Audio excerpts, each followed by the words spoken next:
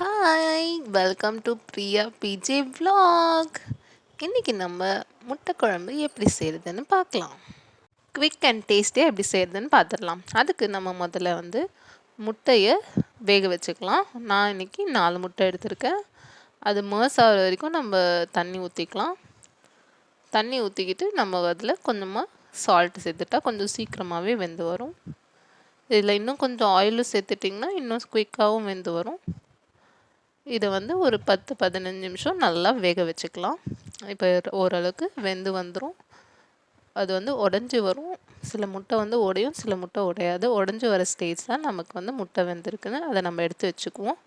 இப்போ ஒரு பேனில் நம்ம ஒரு 3 டேபிள் ஸ்பூன் எண்ணெய் சேர்த்துக்கலாம். இதில் நம்ம கடுகு, சீரகம் சேர்த்துக்கலாம்.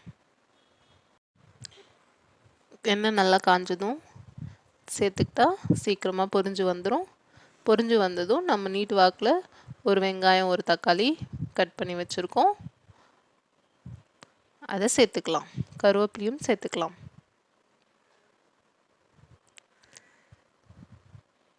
வெங்காயம் நல்லா வதங்கி வரட்டும். வதங்கி வந்ததும் நம்ம தக்காளி சேர்த்துக்கலாம்.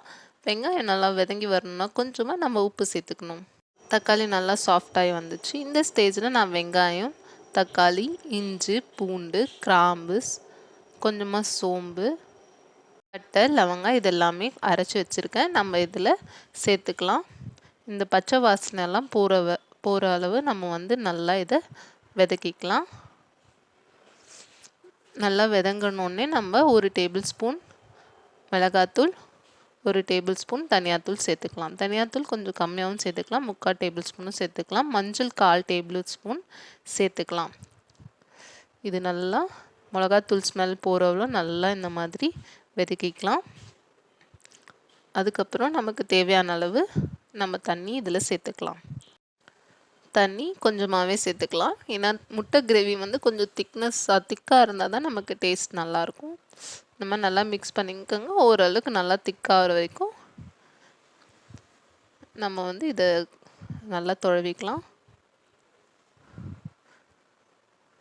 இப்போ இது போதுமானதாக இருக்கும். இதை நம்ம இந்த மாதிரி மிக்ஸ் பண்ணிவிட்டு தேவையான அளவு உப்பு போட்டுட்டு க்ளோஸ் பண்ணிக்கலாம்.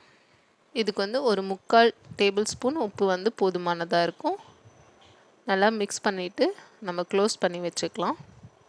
இது ஒரு 10 நிமிஷம் நல்லா கொதிச்சு வரட்டும். வேக வச்சுருக்க முட்டையை நம்ம இந்த மாதிரி கொஞ்சம் வெட்டி எடுத்துக்கலாம். லைட்டாக இந்த மாதிரி கீரல் மாதிரி போட்டு எடுத்துக்கலாம்.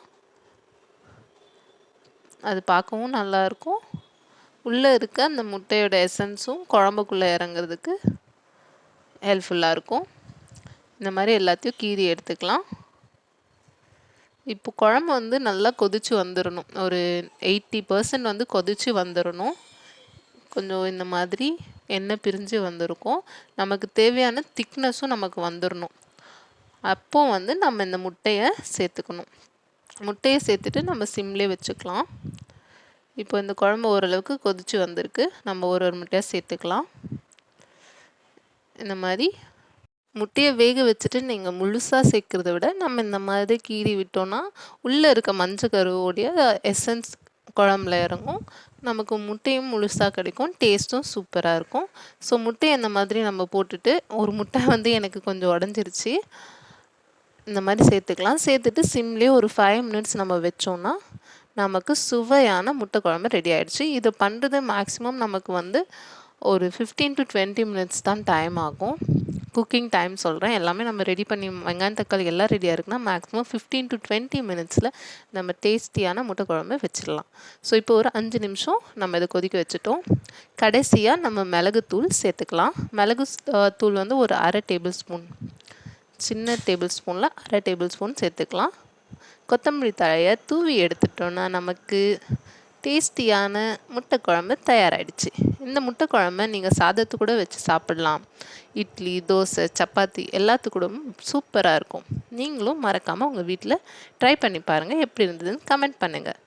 லைக் பண்ணுங்கள், ஷேர் பண்ணுங்கள். நம்ம சேனலை மறக்காமல் சப்ஸ்கிரைப் பண்ணிவிடுங்க ஃப்ரெண்ட்ஸ். இந்த மாதிரி நிறைய ரெசிபீஸ் உங்களுக்காக வந்துகிட்டே இருக்கும்.